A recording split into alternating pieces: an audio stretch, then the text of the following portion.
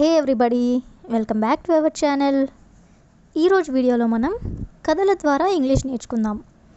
కథల ద్వారా ఇంగ్లీష్ ఏంటి అని అనుకుంటున్నారా? ఏం లేదండి, నేను మీకు తెలుగులో ఒక స్టోరీ అనేది చెప్తాను అనమాట. దాన్ని ఇంగ్లీష్లో స్టెప్ బై స్టెప్ ఎలా చెప్పాలో క్లియర్గా నేను ఎక్స్ప్లెయిన్ చేస్తాను. సో ఇప్పుడైతే స్టోరీ ఒకసారి చూసేద్దాం. ఒకరోజు ఒక తండ్రి మరియు అతని కొడుకు వాళ్ళ యొక్క ఇంటి తోటలో కూర్చున్నారు. అప్పుడే ఒక కాకి ఎగురుతూ వచ్చి పై కప్పు మీద కూర్చుంది. ఆ తండ్రి కొడుకుని అడిగాడు, అదేమిటి? కొడుకు బదులిచ్చాడు, అది ఒక కాకి. కొద్దిసేపు తర్వాత ఆ తండ్రి అదే ప్రశ్నను మళ్ళీ అడిగాడు మరియు కొడుకు అదే సమాధానం ఇచ్చాడు. ఆ తండ్రి ప్రశ్న మళ్ళీ అడిగాడు మరియు అదే సమాధానాన్ని పొందాడు. 5వసారి అదే జరిగినప్పుడు కొడుకు తండ్రిని గట్టిగా అరిచాడు, ఎన్నిసార్లు నువ్వు నన్ను అదే ప్రశ్న అడుగుతావు? దీని తర్వాత ఆ తండ్రి ఒక పాత డైరీని తెచ్చాడు. గతంలో అతనికి డైరీ రాసే అలవాటు ఉండేది. అతను ఒక పేజీని తన కొడుకు చూపించాడు. ఆ వాక్యాలు, ఈరోజు నా కొడుకు కాకి గురించి నన్ను 25 సార్లు అడిగాడు, కానీ నేను కోపం తెచ్చుకోలేదు. అది చూసిన తర్వాత తన ప్రవర్తనను కొడుకు తనను తానే ద్వేషించుకున్నాడు. సో ఇదైతే స్టోరీ అనమాట. ఇప్పుడు మనం ఈ స్టోరీని ఇంగ్లీష్లో స్టెప్ బై స్టెప్ నేర్చుకుందాం. సో మరెందుకు ఆలస్యం, let's go to the video.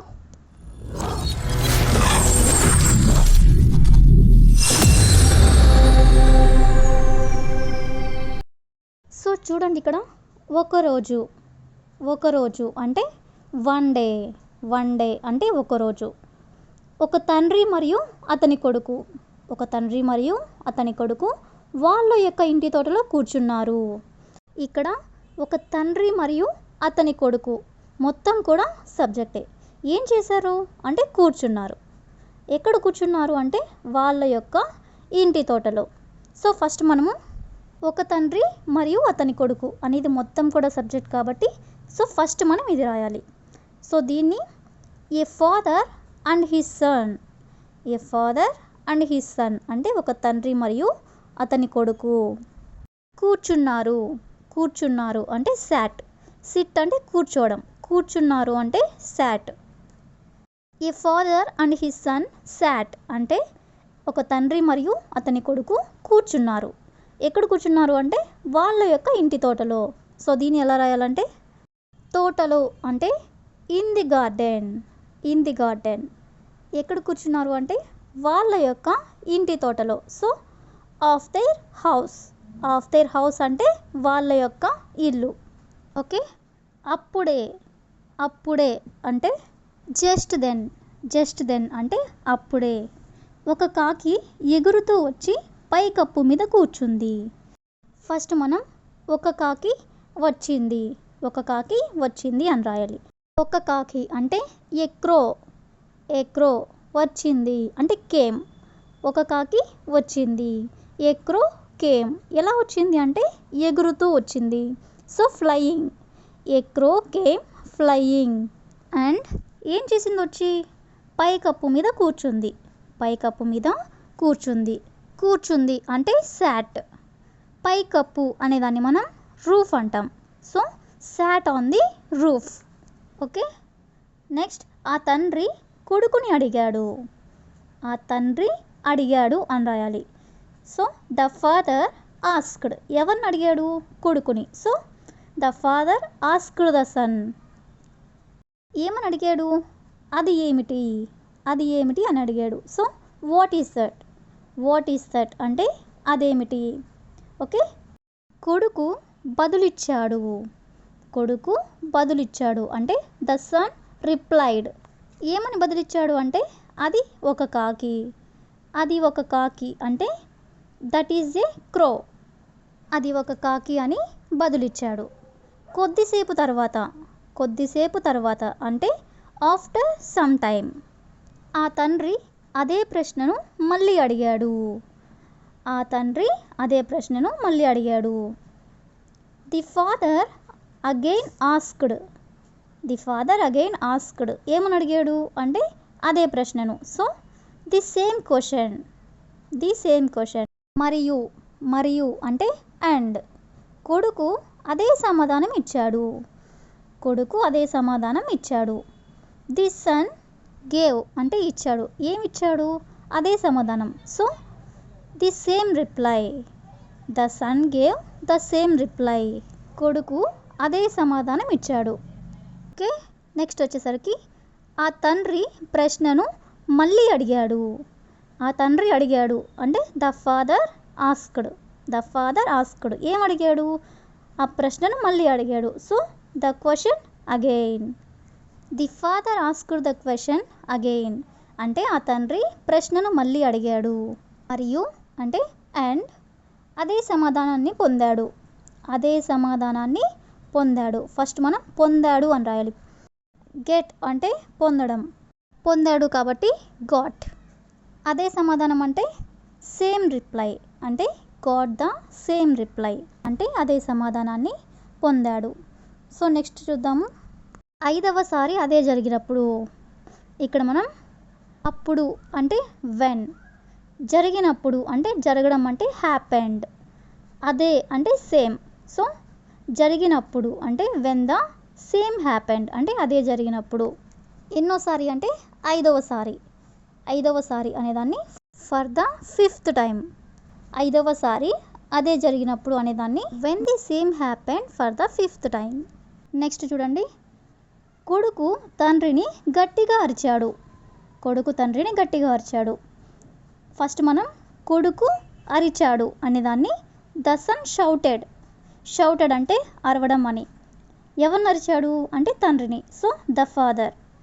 The son shouted the father అంటే కొడుకు తండ్రిని గట్టిగా అరిచాడు. ఏమని అరిచాడు అంటే ఎన్నిసార్లు నువ్వు నన్ను అదే ప్రశ్నని అడుగుతావు. ఎన్నిసార్లు అంటే హౌ మెనీ టైమ్స్. నువ్వు నన్ను అడుగుతావు అంటే will you ask me. Will you ask me అదే ప్రశ్నను అంటే same question. The same question. ఎన్నిసార్లు నువ్వు నన్ను అదే ప్రశ్నను అడుగుతావు అంటే how many times will you ask me the same question. Next చూడండి. దీని తర్వాత అంటే ఆఫ్టర్ దిస్ ఆ తండ్రి ఒక పాత డైరీని తెచ్చాడు. ఆ తండ్రి తెచ్చాడు.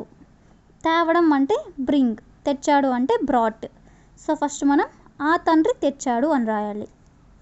The father brought. The father brought అంటే ఆ తండ్రి తెచ్చాడు. ఏం తెచ్చాడు అంటే ఒక పాత డైరీని. ఒక పాత డైరీ అంటే యాన్ ఓల్డ్ డైరీ అంటే ఒక పాత డైరీని తెచ్చాడు అని. నెక్స్ట్ వచ్చేసరికి గతంలో అతనికి డైరీ రాసే అలవాటు ఉండేది. ఫస్ట్ మనం అతనికి ఉండేది అని రాయాలి. సో హీ హ్యాడ్ అంటే అతనికి ఉండేది. ఏం ఉండేది అంటే అలవాటు ఉండేది. అలవాటు అంటే ఏం అలవాటు? రాసే అలవాటు. So habit of writing. Habit of writing అంటే అతనికి రాసే అలవాటు ఉండేది. ఏం రాసేవాడు? Diary. So a habit of writing diary. ఎప్పుడు ఉండేది అంటే గతంలో. So in the past.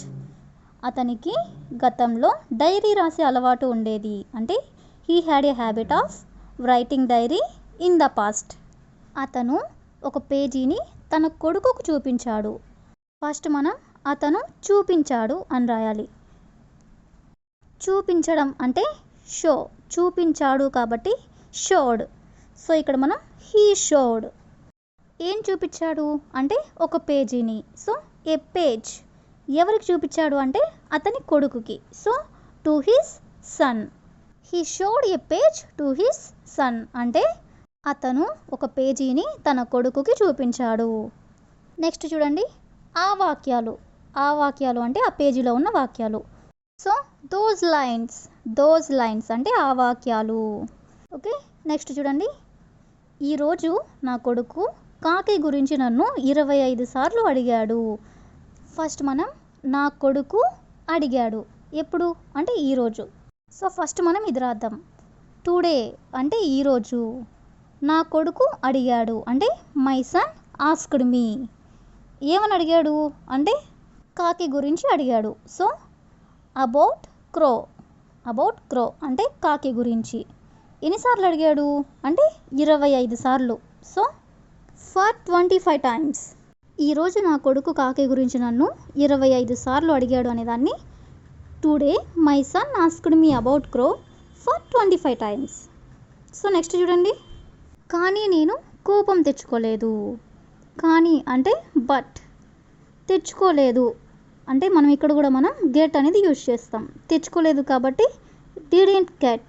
ఏం తెచ్చుకోలేదు అంటే కోపం. So but I didn't get angry. But I didn't get angry అంటే కానీ నేను కోపం తెచ్చుకోలేదు. ఓకే, నెక్స్ట్ చూడండి. అది చూసిన తర్వాత తన ప్రవర్తనకు కొడుకు తనను తానే ద్వేషించుకున్నాడు. అది చూసిన తర్వాత అనేదాన్ని ఆఫ్టర్ సీయింగ్ దట్. కొడుకు ద్వేషించుకున్నాడు అంటే ద్వేషించుకోవడం అంటే hate. So the son hated. ఎవరిని ద్వేషించాడు అంటే తనను తానే అంటే హిమ్సెల్ఫ్. ఎందుకు ద్వేషించుకున్నాడు అంటే తన ప్రవర్తన కోసం. So for his behaviour. తన ప్రవర్తనకు కొడుకు తనను తానే ద్వేషించుకున్నాడు అనేదాన్ని the son hated himself for his behaviour. So ఇదన్నమాట స్టోరీ. నేను ఎక్స్ప్లెయిన్ చేసింది మీకు క్లియర్గా అర్థమైందని అనుకుంటున్నాను. సో ఈ వీడియో కనుక మీకు నచ్చినట్లయితే లైక్ చేయండి, అలాగే మీ ఫ్రెండ్స్ అండ్ ఫ్యామిలీ మెంబర్స్కి షేర్ చేయండి. సబ్స్క్రైబ్ చేయడం మాత్రం మర్చిపోవద్దు. Thank you for watching.